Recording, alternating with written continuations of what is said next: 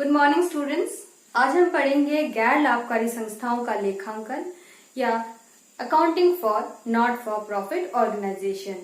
गैर लाभकारी संस्थाओं से हम क्या समझते हैं? वैसे संस्थाएं जिनका मूल उद्देश्य इसके सदस्यों का कल्याण करना है और समाज का कल्याण करना है, तो उन संस्थाओं को हम कहते हैं गैर लाभकारी संस्था। जैसे विद्यालय, महाविद्यालय, हॉस्पिटल्स, क्लब्स, कोई भी सांस्कृतिक संगठन है या फिर कोई धार्मिक संगठन है, तो उसे भी हम गैर लाभकारी संस्था कहते हैं, क्योंकि इनका मूल उद्देश्य हम जानते हैं कि इनका मूल उद्देश्य समाज का कल्याण करना है, लाभ कमाना नहीं है। तो ऐसे संस्थाओं के पास भी बहुत सारे आय के स्रोत होते हैं, जिससे कि पैसा आता है और फिर बहुत सारे खर्चे भी होते हैं। तो जो भी आय व्यय के ये जो स्रोत है और ये जो आय व्यय है, इनका लेखा जोखा करना बहुत ही आवश्यक है। तो इसके लिए ये संगठन 3 चीजों का निर्माण करती है: receipt and payment account, income and expenditure account और बैलेंस शीट। आज हम रिसीप्ट एंड पेमेंट अकाउंट बनाना सीखेंगे। रिसीप्ट एंड पेमेंट अकाउंट बनाने के लिए सबसे पहले हम उसका फॉर्मेट देख लेते हैं। फॉर्मेट में हम यहाँ लिखते हैं receipt and payment account of XYZ club. ये हमने एक नाम इमेजिन किया है। तो कोई भी संगठन का जो नाम क्वेश्चन में दिया हुआ रहेगा उसे आपको यहाँ लिखना है। फिर फॉर द ईयर एंडिंग 31 दिसंबर 2017, तो ये हमारा फाइनेंशियल ईयर जब खत्म हो रहा है वो डेट है। ठीक है। इसके बाद इसमें 4 कॉलम्स बनेंगे, डेबिट साइड और क्रेडिट साइड, बिल्कुल कैश बुक की तरह ये बनेगा। और इधर रिसिप्ट्स लिखेंगे, डेबिट में अमाउंट, पेमेंट और अमाउंट, 4 कॉलम्स बन गए। बिल्कुल कैश बुक की तरह ही रिसिप्ट साइड में, डेबिट साइड में हम जो भी पैसा मेरा जिस भी स्रोत से आएगा उसे लिखना है। जिस भी मद में मेरा खर्चा होगा उसे हमें पेमेंट साइड में लिखना है। जब पैसा जाएगा तो पेमेंट साइड में, और जिससे पैसा आएगा उसे हमें रिसिप्ट साइड में लिखना है। शुरुआत करेंगे हम बैलेंस बीडी से, ओपनिंग बैलेंस से। ओपनिंग बैलेंस हमारे पास जितना भी कैश है तो वो हमने कैश इन हैंड और कैश एट बैंक, तो 2 बैलेंस बीडी से शुरू करेंगे। Cash in hand, cash at bank, total मिलाकर के यहाँ आएगा। उसके बाद जो भी इनकम्स है, तो जैसे ये क्लब है तो सब्सक्रिप्शंस है, चंदा उसे लिखे। लीगसीज, वसीयतें हमें मिली, पैसा मिला, यहाँ लिखे। डोनेशंस कुछ मिला तो उसे लिखे। सेल ऑफ ओल्ड फर्नीचर, कुछ पुराने फर्नीचर थे उसे हम लोगों ने बेचा, संस्था ने बेचा, तो उसे भी पैसा आया हमारे पास, सेल हुआ तो वो यहाँ आएगा। सेल ऑफ न्यूज़पेपर है तो भी पैसा आया, यहाँ आएगा। यहाँ हमें ये नहीं देखना है कि ये कैपिटल रिसीप्ट है या रेवेन्यू रिसीप्ट है, पूंजीगत है या आयगत प्राप्ति है, हमें प्राप्ति है तो लिखना है।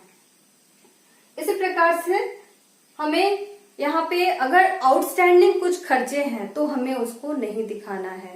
हमें अगर कुछ एडवांस में रिसिप्ट मिल रहा है, अगले साल का हमें इसी साल रिसिप्ट मिल रहा है, तो हम उसे लिखेंगे।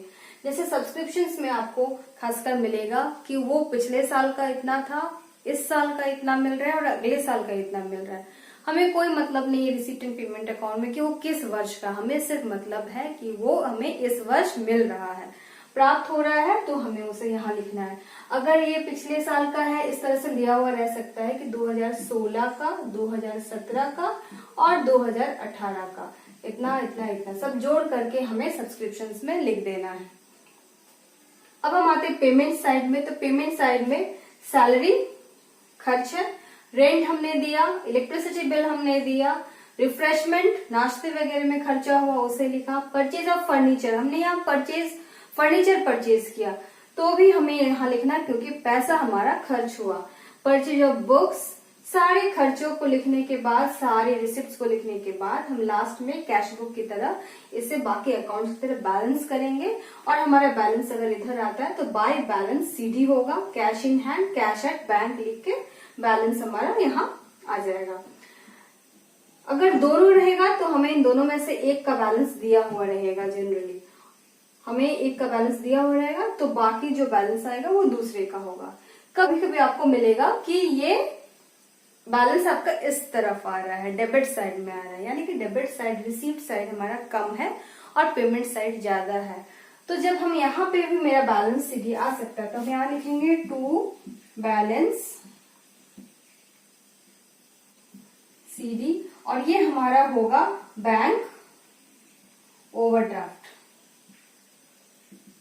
कैश का बैलेंस कभी भी इधर नहीं आएगा, इधर अगर बैलेंस आ रहा है तो वो बैंक ओवरड्राफ्ट होगा, तो हम उसे यहां लिखेंगे। ठीक है, तो इस प्रकार से हम रिसीप्ट एंड पेमेंट अकाउंट बनाते हैं। अब हम एक प्रश्न को देख लेते हैं। From the following information prepare a receipt and payment account for the year ending 31 मार्च 2018। तो रिसीप्ट एंड पेमेंट अकाउंट हमें बनाना है for the year ending 31 March 2018।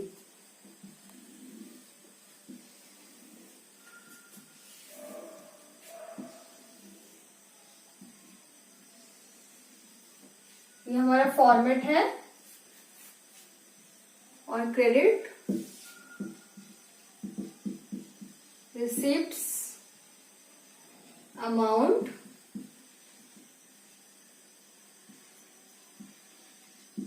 Payments amount, ये हमारा फॉर्मेट हो गया। हम शुरू करते हैं। हम पहली बार बना रहे हैं, तो जो भी रिसिप्ट होगा उसे हम आर लिख देते हैं, और जो पेमेंट होगा उसे हम पी लिख देते हैं। सबसे पहले एंट्रेंस फीस रिसीव, तो ये हम रिसीव कर रहे हैं, तो ये हमारे रिसिप्ट साइड में जाएगा। सब्सक्रिप्शंस रिसीव्ड, चंदा प्राप्त हुआ, मिला है, ये भी हमें रिसिप्ट साइड में लिखना है। फॉर द ईयर 17 का हमें मिला है, यानी पिछले साल का 5000 मिला है, 2018 इस साल का 40,000 मिला है, और अगले साल के लिए हमें 1000 मिला है। पर हमें प्राप्त तो हुआ है इसी साल, तो ये सारे को हमें इसी साल लिखना है। फीस रिसीव्ड, ये भी हम रिसीव कर रहे हैं। Expenses paid during the year, इस वर्ष हम पेमेंट जितना मेरा खर्चा हुआ है वो हम पेमेंट में लिखेंगे। Expenses unpaid for the year, ये हमने पेमेंट नहीं किया है, तो जब पेमेंट नहीं किया है तो हम इसका एंट्री कहीं नहीं करेंगे रिसिप्ट एंड पेमेंट अकाउंट में। फिर है surplus of bar account, bar account जो सरप्लस है 4000 रुपया, वो फिर हमें मिला है, तो इसीलिए ये भी रिसीव्ड साइड में जाएगा।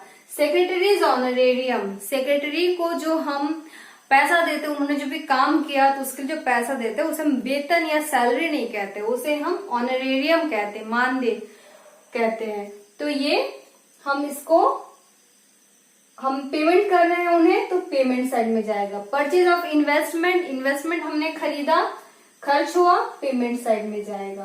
Cash in hand in the beginning, ये हमारा ओपनिंग बैलेंस है, ओपनिंग बैलेंस किधर आता है, रिसीप्ट साइड में, तो ये रिसीप्ट साइड में जाएगा।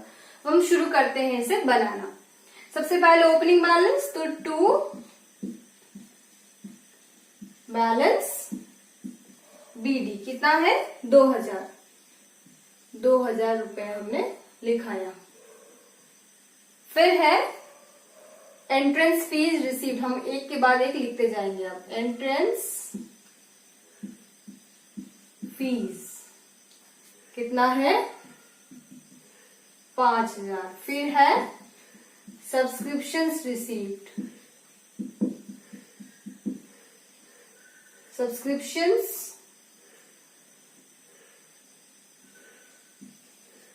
received for the year 2017, 2018 और 2019, इसे हम लिख देंगे यहाँ 5000, 40,000 और 1000, सब मिलाकर 46,000। फीस रिसीव, तो टू फीस, रिसिप्ट भी आप लिख सकते हैं, नहीं भी लिखेगा तो टू साइड में है, इसका मतलब ही है कि हमने रिसीव किया। 1000 फीस रिसीव्ड है 1000। फिर expenses paid during the year, payment side में आएगा बाय एक्सपेंसेस पेड, कितना है 35,000। फिर है एक्सपेंसेस अनपेड तो नहीं आएगा, सरप्लस ऑफ बार अकाउंट, तो to surplus of bar account कितना है हमारा 4000। फिर है सेक्रेटरीज ऑनरेरियम पेमेंट है बाय सेक्रेटरीज ऑनरेरियम कितना है 3000, तो ये हमने लिखा 3000। फिर purchase of investment 10,000 by purchase of investment. आप इसे डायरेक्ट बाय इन्वेस्टमेंट भी लिख सकते हैं, वो भी परचेज ही कहलाएगा। बाय इन्वेस्टमेंट मीन्स ही होता है कि वो हमारा परचेज है। फिर बस कैश इन हैंड हमने लिख चुका है, तो ये खत्म हो गया। अब हम क्या करेंगे, बैलेंस करेंगे। इधर जोड़ेंगे, कितना हो रहा है 58,000। इसे हम इधर भी लिख देंगे 58,000 और यहाँ हो रहा है हमारा 48,000, तो 10,000 हमारा बैलेंस है। इसे हम लिखेंगे बाय बैलेंस सीडी। ठीक है, ये हमारा क्या है closing cash balance. By balance CD लिखे, ये हमारा क्लोजिंग कैश बैलेंस है। तो इस तरह से हम रिसीप्ट एंड पेमेंट अकाउंट बनाते हैं। इससे हमारा जो कैश का जो क्लोजिंग बैलेंस है वो रिजल्ट हमें मिलता है। तो ये हमारा रिसीप्ट एंड पेमेंट अकाउंट बन गया। अब इसके आधार पे हम इनकम एंड एक्सपेंडिचर अकाउंट बनाएंगे।